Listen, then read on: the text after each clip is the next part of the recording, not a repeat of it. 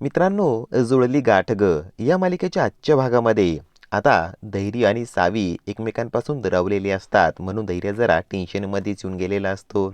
आता सावी घरातून रागा बाहेर निघून गेलेली असते. हे आता नीता अवंतीला माहिती असतं, मात्र धैर्याच्या कानावर ही बातमी घालायची म्हणून नीता धैर्यांसाठी चहा घेऊन येते आणि धैर्यांना घडलेला सगळा प्रकार ती सांगू लागते. सावी जरा टेन्शनमध्ये चाललेली होती. ती अचानकच घर सोडून कुठेतरी बाहेर गेलीये. मी तिला कॉल लावत आहे, मात्र ती माझा कॉल रिसीवच करत नाहीये. म्हणून धैर्य जो असतो ना, हा फारच ना टेन्शनमध्ये येऊन जातो. तू आता बोलत असतो, अजिबात नाही. माझी सावी मला कुठेही सोडून जाऊ शकत नाही. सावी आणि आता सावीला शोधायला धैर्य बिचारा गाडी काढतो आणि सावीला कॉल ट्राय करत असतो. मात्र सावी हिचा ना फोनच लागत नाही. आता सावीला शोधण्यासाठी तो परागला कॉन्टॅक्ट करतो आणि परागला तो बोलत असतो, पराग, तुझा आणि सावीचा काही कॉन्टॅक्ट झालाय का? नाही म्हणजे तिचा फोन लागत नाहीये रे. तर आता पराग बोलत असतो, नाही ना, तुमचं काही परत बिनसलंय का धैर्य?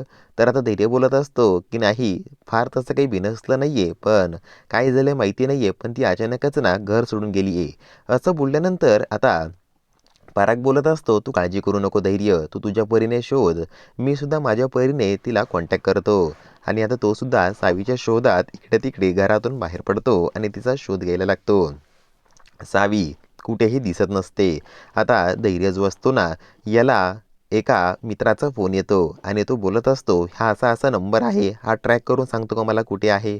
आणि मग तो बोलत असतो, ठीक आहे ठीक आहे, मी लगेच तुला कॉन्टॅक्ट करून कळवतो. आता धैर्य बोलतो, नक्की सावी इकडे एकांतात आलेली असणार. आता दयामामा जो असतो ना, हा दारू पिऊन त्याच ठिकाणी आलेला असतो. योगायोग बघा, धैर्य ज्या ठिकाणी गाडी थांबवतो ना, त्याच ठिकाणी तो दयामामा येऊन उभा राहतो. आणि मग पुढे सावीचा जो कॉन्टॅक्ट नंबर असतो ना, त्यावरूनच सावी कुठे आहे याचं लोकेशन लागतं आणि धैर्य त्याच दिशेने गाडीतून खाली उतरून जायला लागतो. दयामामांची नजर धैर्याकडे जाते, आधी धैर्यांच्या गाडीकडे जाते. तो बोलत असतो, हा तर धैर्यच दिसतोय, हा जात कुठे आहे? सावी जी असते ना, डोंगराच्या कडेलाच येऊन उभी राहिलेली असते.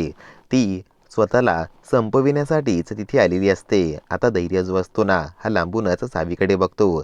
सावीकडे पाहून त्याच्या पायाखालची जमीन सरकते, कारण सावी जी असते एका डोंगरावरती जाऊन उभी राहिलेली असते आणि ती दरीत उडी मारायला जाणारच. तोच मागून धैर्य एकदम जोरात सावी असं बोलतो आणि सावी तिथेच थांबते. धैर्य तिला पकडतो, तिला मागे खेचतो. दोघंही जण आता एकमेकांवरती पडतात. धैर्य बिचारा सावीला सावरत बोलू लागतो की सावी, अगं काय करायला निघाली होतीस तू? सावी आता बोलत असते, काय करायला म्हणजे, आणि तुम्ही इथे का आलाय धैर्य? धैर्य आता बोलत असतो, का आलोय म्हणजे, सावी तू हे असं वेडवाकडं पाऊल कसं उचलू शकते ग? आणि मग सावी जोरजोरात हसू लागते. धैर्य बोलतो, तू तुला संपवायलाच निघालेली होती ना? अगं माझ्या मनाचा तरी विचार करायला हवा होता तू सावी. सावी आता हसते. धैर्य आता बोलत असतो, अशा सिच्युएशनमध्ये हसते तू सावी? सावी आता बोलत असते, हो धैर्य, हसावंच लागेल ना तुमच्याकडे पाहून. अहो किती फसलात तुम्ही. धैर्य आता बोलू लागतो, म्हणजे तू मला फसवत होती सावी? तर सावी बोलते, हो ना, एका नवऱ्याला फसवण्यामध्ये जी काही मज्जा येते ना, ती बायको जाणू शकते, तुम्हाला नाही कळणार ते. आणि आता दयामामा लांबून त्या दोघांची गंमत बघतो. तो बोलत असतो, फसवतोय हा माझ्या मुलीला, सोडणार नाही या धैर्याला आता मी. सावी आता धैर्यांना बोलू लागते, धैर्य, मला माहिती आहे तुमचं जीवापाड प्रेम आहे माझ्यावर, परंतु तुम्ही ते बोलून दाखवत नाहीये, म्हणूनच मला हे पाऊल आता उचलावं लागलं. आणि एका अनोळख्या ठिकाणी सावीने मस्तपैकी व्हॅलेंटाईन डे सेलिब्रेट करण्यासाठी डेकोरेशन करून ठेवलेलं असतं. त्याच ठिकाणी सावी धैर्यांना आता हात पकडून घेऊन जाते.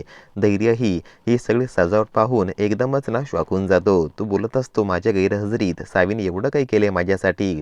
आणि टेबलावरती गुलाबाचं फूल ठेवलेलं असतं. सावी ते फूल आता हातामध्ये घेते आणि बोलत असते, धैर्य, हॅप्पी व्हॅलेंटाईन डे. धैर्य आता बोलू लागतो, सावी हे सगळं काय आहे? आता सावी बोलत असते, काय आहे म्हणजे काय धैर्य, तुम्हाला दिसत नाहीये का? अहो हे सगळं तुमच्यासाठीच करते ना, आय लव्ह यू धैर्य, असं बोलून सावी आता धैर्यांना फूल द्यायला जाणार.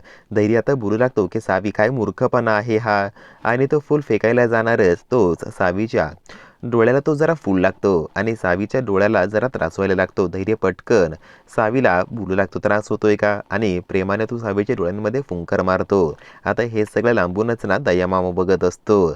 तो आता बोलत असतो, काय चाललंय दोघांचं इथे? तिकडे माझ्या मुलीला वचन दिलंय की मी तुझ्यासोबत लग्न करणारी रा, माझं तुझ्यावरच प्रेम आहे आणि या सावीला डिवोर्स देणार मी. मात्र नाही, हा धैर्य दोन्हीही बाजूने ढोलकी वाजवताना मला दिसत आहे. एकीकडे सावी, दुसरीकडे माझी पोर. दोघांतून नेमकं हा कुणाला फसवतोय आणि कुणावरती प्रेम करतोय तेच मला कळत नाहीये. या सगळ्या गोष्टींचा आता मलाच ना छडा लावावा लागेल.